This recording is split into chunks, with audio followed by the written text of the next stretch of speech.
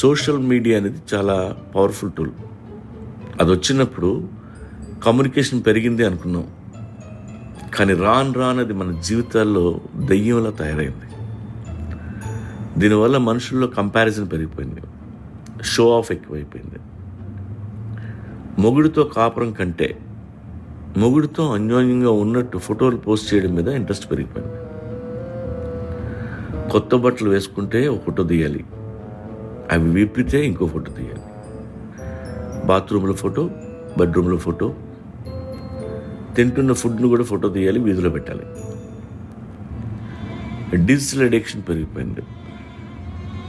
దీనికి తోడు ట్రోలర్స్.